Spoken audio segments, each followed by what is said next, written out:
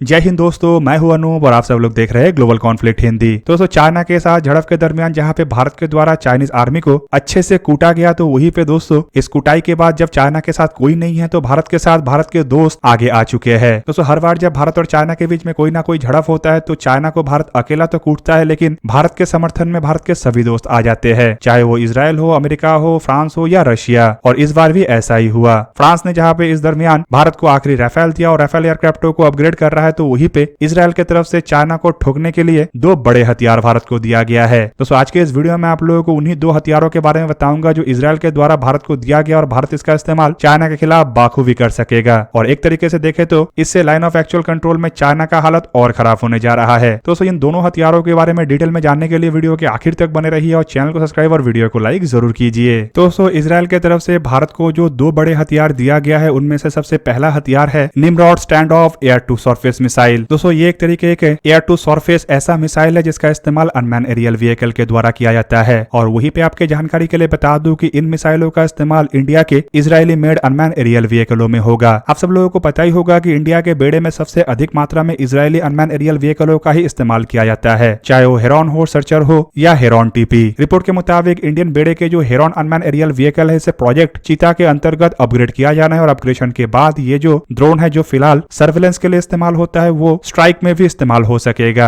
मतलब दोस्तों, जो ड्रोन खाली ऊपर से दुश्मन के ऊपर नजर रख रहा था वो अपग्रेडेशन के बाद नजर रखने के साथ साथ दुश्मन को तबाह भी कर सकेगा। और तबाह करने के लिए इन ड्रोनों में इस्तेमाल होगा निमरॉड मिसाइल। रिपोर्ट में बताया जा रहा है कि प्रोजेक्ट चीता के अंतर्गत जिन हेरॉन ड्रोनों को इंडियन एयरफोर्स के लिए अपग्रेड किया जाना है उसमें इजरायली ये निमरॉड मिसाइल का भी इस्तेमाल होगा। दोस्तों, यहाँ पे आप लोगों को निमरॉड मिसाइलों के बारे में ये जानकारी रखना चाहिए कि ये जो मिसाइल है ये एक लॉन्ग रेंज के एयर टू सरफेस मिसाइल है जिससे इजरायली एरोस्पेस इंडस्ट्री के द्वारा डेवलप किया गया है। ये स्टैंड ऑफ स्ट्राइक एबिलिटी देता है और दुश्मन को पिन पॉइंट एक्यूरेसी के साथ तबाह कर सकता है। निमरॉड मिसाइल का इस्तेमाल करके ये अनमैन एरियल व्हीकल दुश्मन के armoured personnel carrier, ship, bunker, personal consignment और अन्य तरीके के ग्राउंड बेस मूविंग और स्टेशन इक्विपमेंटों को तबाह कर सकेगा। दोस्तों, निमरॉड मिसाइलों को लेकर आप लोगों को यह भी जान के रखना चाहिए कि लॉन्ग रेंज के इस मिसाइल में सेमी एक्टिव लेजर गाइडेंस सिस्टमों का इस्तेमाल किया जाता है, जिस कारण इसे एंटी टैंक गाइडेड मिसाइल भी कहा जाता है। फिलहाल इसके कई तरीके के वेरिएंट है जिसका रेंज 26 किलोमीटर से लेकर 35 किलोमीटर के दरमियान है, जबकि इसका कुछ मिसाइलों का वेरिएंट का रेंज करीबन 50 किलोमीटर तक है। पर यह जानकारी नहीं दिया गया है कि भारत इनमें से कौन से मिसाइलों को अपने अनमैन एरियल व्हीकल में लगाएगा। और दोस्तों, इस खबर के साथ आप लोगों को लग सकता है कि इसके साथ चाइना का क्या संपर्क है, तो आपके जानकारी के लिए बता दूं कि इन मिसाइलों को चाइना के खतरे को देखते हुए ही इन अनमैन एरियल व्हीकलों में लगाया जा रहा है। वहीं पे दूसरी तरफ हाल ही में चाइना के साथ बॉर्डर के टेंशन को देखते हुए इंडिया के द्वारा जो इजरायल से हेरॉन टीपी अनमैन एरियल व्हीकलों को परचेज किया गया है, जो हेरॉन श्रेणी के ही बड़े आकार के और काफी अधिक ताकतवर अनमैन एरियल व्हीकल है, उनमें भी निमरॉड मिसाइलों को लगाया जा रहा है। अब दोस्तों, इससे आप लोगों को समझ में आ चुका है कि किस तरीके से चाइना के खिलाफ इजरायल के द्वारा भारत को मजबूत किया जा रहा है, ताकि चाइना अगर कोई भी हरकत करता है तो भारत उसका मुंह तोड़ जवाब दे सके। फिलहाल दोस्तों, अन्य हथियारों के मामले में भारत तो काफी हद तक आत्मनिर्भर हो चुका है, लेकिन इस तरीके के अनमैन एरियल व्हीकलों के मामले में भारत को अभी भी आत्मनिर्भर होना बाकी है, पर इस कमी को भारत के दोस्त देशों के द्वारा पूरा किया जा रहा है। दोस्तों, निमरॉड मिसाइलों के बारे में अगर हम थोड़ा और जानेंगे तो रिपोर्ट के मुताबिक ये जो निमरॉड मिसाइल है ये 265 सेंटीमीटर लंबा और 17 सेंटीमीटर डायमीटर वाला है। इसका बॉडी का सबसे अधिक डायमीटर 18 सेंटीमीटर है, जबकि उसके विंग के साथ टोटल स्पैन करीबन 40 सेंटीमीटर है। इसका वजन 100 किलोग्राम है और ये 1000 किलोमीटर पर आवर मतलब मार्क 0.8 के रफ्तार में आगे बढ़ सकता है। ये सॉलिड प्रोपेलेंट रॉकेट मोटर का इस्तेमाल करता है और इसमें semi active laser homing system का इस्तेमाल हुआ है। वॉरहेड के रूप में इसमें high explosive anti tank warhead, fragmentation, high explosive warhead, thermobaric warhead और एंटी पर्सनल वॉरहेड को लगाया जा सकता है। तो इसके अलावा चाइना के खिलाफ इजरायल के द्वारा भारत को जो दूसरे मिसाइल से लैस किया गया है वो है Rampage air to surface missile. आपकी जानकारी के लिए बता दूं कि रिपोर्ट में बताया जा रहा है कि इंडियन एयरफोर्स के बेड़े के फ्रंटलाइन कहे जाने वाले रशियन ओरिजिन सुखोई 30 MKI एयरक्राफ्टों को अब इजरायली मेड ये रैम्पेज एयर टू सरफेस मिसाइलों से लैस किया जा रहा है। मिसाइल के रेंज करीबन 250 किलोमीटर है और ये दुश्मन के ग्राउंड ठिकाने जैसे कि एयरवेस, म्यूनिशन स्टोरेज और कई तरीके के अन्य डिफेंसिव साइडों को तबाह कर सकता है। और दोस्तों, इन मिसाइलों की ये स्टैंड ऑफ रेंज को लेकर ही एक्सपर्टों का कहना है कि इसके कारण अब इंडियन एयरफोर्स के सुखोई 30 MKI एयरक्राफ्ट बिना दुश्मन के क्षेत्र के अंदर घुसे दुश्मन को तबाह कर सकेगा। मतलब लाइन ऑफ एक्चुअल कंट्रोल और लाइन ऑफ कंट्रोल के दूसरे तरफ बने दुश्मन के जमीनी ठिकानों को तबाह करने के लिए अब सुखोई 30 MKI एयरक्राफ्टों को लाइन ऑफ कंट्रोल और लाइन ऑफ एक्चुअल कंट्रोल को क्रॉस करने का आवश्यकता नहीं होगा। हालांकि दोस्तों, डिफेंस मिनिस्ट्री या इंडियन एयरफोर्स की तरफ से अब तक इन मिसाइलों को खरीदने को लेकर या सुखोई 30 MKI एयरक्राफ्टों में लगाने को लेकर कोई ऑफिशियल जानकारी नहीं दिया गया है, लेकिन एक्सपर्टों का मानना है कि इन्हीं मिसाइलों को लगाने का तैयारी इंडिया कर रहा है। दोस्तों, रैम्पेज मिसाइलों को काफी आधुनिक आधुनिक और काफी ताकतवर तरीन मिसाइल के रूप में देखा जाता है और दोस्तों इसका निर्माण इजरायली एलविट सिस्टम की तरफ से किया गया है। रैम्पेज मिसाइल लॉन्ग रेंज की ऑटोनोमस स्टैंड ऑफ वेपन है जो कि हाई सर्वाइबिलिटी का मिसाइल है और मतलब इसका तोड़ दुश्मन के पास नहीं है। इसका ऑपरेशनल फ्लेक्सिबिलिटी भी काफी अधिक है, मतलब ये कई तरीके के अलग अलग ठिकानों को तबाह करने में सक्षम है। वहीं पे दोस्तों स्टैंड ऑफ इस तरीके के मिसाइल में जीपीएस मतलब ग्लोबल पोजिशनिंग सिस्टम और आईएनएस मतलब इंटरनल नेविगेशन सिस्टम का इस्तेमाल किया गया है। इसमें एंटी जैमिंग कैपेबिलिटी भी है, मतलब दुश्मन के जैमिंग सिस्टमों के द्वारा इन मिसाइलों को रोक पाना मुश्किल है और ये दिन रात हर किसी तरीके का वेदर कंडीशन में इस्तेमाल हो सकता है। दोस्तों यहाँ पे आप लोगों को यह भी जानकर रखना चाहिए कि रैम्पेज मिसाइलों को इजरायल के द्वारा पहली बार साल 2019 के अप्रैल महीने में सीरिया के अंदर स्थित एक रॉकेट प्रोडक्शन और स्टोरेज फैसिलिटी को तबाह करने के लिए किया गया था। इल्जाम लगता है कि ये रॉकेट फैसिलिटी असल में ईरान के रेवोल्यूशनरी गार्ड के द्वारा इस्तेमाल किया जा रहा था और उसके प्रोटेक्शन के लिए S-300 जैसे एयर डिफेंस सिस्टमों को भी तैनात किया गया था। मतलब इस तरीके के रैम्पेज मिसाइल S-300 जैसे एयर डिफेंस को भेजने में सक्षम है। और दोस्तों चाइना के बेड़े के अगर एयर डिफेंस सिस्टमों को देखा जाए तो यहाँ पे रशियन ओरिजिन S-400 के अलावा ऐसा कोई भी सिस्टम नहीं है जिसे आप S-300 से अधिक इफेक्टिव मान सकते हैं। मतलब चाइना के एयर डिफेंस सिस्टमों के लिए रैम्पेज जैसे मिसाइलों को लोकेट करना या उसे मार गिराना लगभग नामुमकिन है। अब दोस्तों यहाँ पे आप लोगों के मन में ये सवाल उठ सकता है कि भारत के पास तो ब्रह्मोस जैसे मिसाइल है जो रेंज में रैम्पेज से अधिक है और रफ्तार में भी रैम्पेज से आगे है, तो भारत के द्वारा ब्रह्मोस का इस्तेमाल सुखोई 30 MKI में जब किया जा रहा है तो नए मिसाइलों को क्यों जोड़ा जा रहा है? तो दोस्तों इसका कारण है इन मिसाइलों का वजन। आपके जानकारी के लिए बता दूं कि एक ब्रह्मोस मिसाइल के एयर लॉन्च वेरिएंटों का वजन करीब 2.5 टन मतलब 2500 किलोग्राम है, तो ही पे एक रैम्पेज मिसाइल का वजन करीबन 570 किलोग्राम है। और ऐसे वजन के कई सारे मिसाइल सुखोई 30 MKI एयरक्राफ्टों के द्वारा एक साथ कैरी किया जा सकता है और एक एयरक्राफ्ट के द्वारा लगातार ताबड़तोड़ हमला किया जा सकता है। हालांकि ब्रह्मोस मिसाइल का क्षमता रैम्पेज मिसाइलों के मुकाबले में काफी अधिक है और एक मिसाइल ही दुश्मन को संपूर्ण तबाह करने के लिए काफी है, लेकिन वहीं पे अगर देखा जाए तो रैम्पेज मिसाइलों के कॉस्ट भी ब्रह्मोस मिसाइलों के मुकाबले में कम है। मतलब ब्रह्मोस मिसाइलों को जहाँ पे अधिक इंपॉर्टेंट ठिकानों को तबाह करने के लिए इस्तेमाल किया जाएगा तो वहीं पे कम इंपॉर्टेंट ठिकानों को तबाह करने के लिए अगर ब्रह्मोस जैसे महंगे तरीन मिसाइल का इस्तेमाल किया जाता है तो ये खर्चा बढ़ा सकता है। तो वहाँ पे ऑल्टरनेटिव के रूप में रैम्पेज जैसे मिसाइल इंडियन एयरफोर्स के काफी अधिक मददगार होगा। दोस्तों ये तो था इजराइल जैसे देश की तरफ से दोस्ती निभाने का बात। तो वहीं पे दोस्तों भारत के नए नवेले दोस्त अमेरिका के हथियार भी चाइना के खिलाफ भारत का मदद कर रहा है। वैसे तो अगर देखा जाए तो चाइना के खिलाफ सबसे मुखरता के साथ भारत का मदद करने का बात अमेरिका के द्वारा ही किया जाता है और अमेरिका भारत को चाइना के खिलाफ मजबूत करने का भी बात करता है। पर इजराइल, फ्रांस या रशिया के जैसे शायद ही अमेरिका खुल के उस तरीके का कभी मदद किया है, लेकिन इस बार बीते कुछ सालों से अमेरिका के हथियार भारत के लिए काफी अधिक मददगार रहा। दोस्तों चाइना के खतरे को देखते हुए भारत के द्वारा अमेरिका से कई तरीके के हथियारों को हासिल किया गया है, जिनमें M777 जैसे अल्ट्रालाइट हाउवित्जर से शुरू करके C-130J super Hercules aircraft, C-17 Globemaster जैसे एयरक्राफ्ट, अपाचे और चिनूक जैसे helicopter, even P-8I maritime surveillance aircraft और सी गार्डियन जैसे ड्रोन भी शामिल है। दोस्तों डोकलाम के क्राइसिस हो या फिर गलवान घाटी के क्राइसिस हो, इस दरमियान अमेरिका के P-8 एयरक्राफ्टों के द्वारा काफी अधिक फायदा उठाया गया और इन एयरक्राफ्टों का इस्तेमाल लगातार चाइना के ठिकानों के ऊपर नजर रखने के लिए किया गया। और दोस्तों इस बार इस काम को अमेरिका के और एक दूसरे हथियार के द्वारा अंजाम दिया जा रहा है और यह हथियार है MQ-9 सी गार्डियन ड्रोन। आप सब लोगों को पता ही होगा कि इंडियन नेवी के बेड़े में ऐसे 2 ड्रोन लीज में लिया गया है, जिसका इस्तेमाल इंडियन नेवी के द्वारा इंडियन ओशन के अंदर चाइनीज जहाजों को ट्रैक करने के लिए तो किया जा ही रहा है और चाइना के साथ झड़प के दरमियान अब बताया जा रहा है कि लाइन ऑफ एक्चुअल कंट्रोल में भी इसका डिप्लॉयमेंट हो चुका है। बेसिकली रिपोर्ट के मुताबिक बताया जा रहा है कि इन ड्रोनों का डिप्लॉयमेंट हिमाचल के एरिया में हुआ है, जहां पे इन ड्रोनों के द्वारा ऊंचाई से और लंबे दूरी से लगातार चाइना के हर एक एक्टिविटी के ऊपर नजर रखा हुआ है। दोस्तों नेवी के जो ड्रोन है ये बड़े आकार के और हैवी पेलोड लेने का क्षमता रखता है और इस कारण इसमें कई तरीके के सर्वेलेंस इक्विपमेंटों को लगाया जा सकता है। लगातार कई घंटा तक ये बिना रुके सर्वेलेंस जहां पे कर सकता है, तो वहीं पे हाई ऑल्टीट्यूड होने के कारण ये इतना ऊंचाई में रहता है कि दुश्मन के लिए इसका जानकारी निकाल पाना भी मुश्किल होता है और इसी क्षमता का इस्तेमाल अब इंडियन नेवी के द्वारा चाइना के खिलाफ किया जा रहा है। और दोस्तों ये जो सभी हथियार भारत के द्वारा इस्तेमाल किया जा रहा है ये फिलहाल भारत के स्ट्रॉन्ग फ्रेंडशिप के कारण ही संभव हो पा रहा है, जबकि दूसरी तरफ अगर देखा जाए तो ऐसे लड़ाई के दरमियान चाइना संपूर्ण अकेला है और चाइना का मदद करने के लिए कोई भी नहीं है। हालांकि अगर देखा जाए तो भारत को ऐसे मदद का आवश्यकता नहीं है और भारत बिना मदद का ही चाइना को अच्छे से और काफी जोरदार ठुकाई कर सकता है और ऑलरेडी चाइना का ठुकाई भारत कर चुका है। तो दोस्तों ये था आज का वीडियो। अगर आपको वीडियो अच्छा लगा तो लाइक कीजिए और मेरे चैनल को सब्सक्राइब कीजिए और साथ में बना हुआ बेल आइकन को भी प्रेस कर दीजिए ताकि आप मेरा वीडियो देख पाए सबसे पहले। जय हिंद।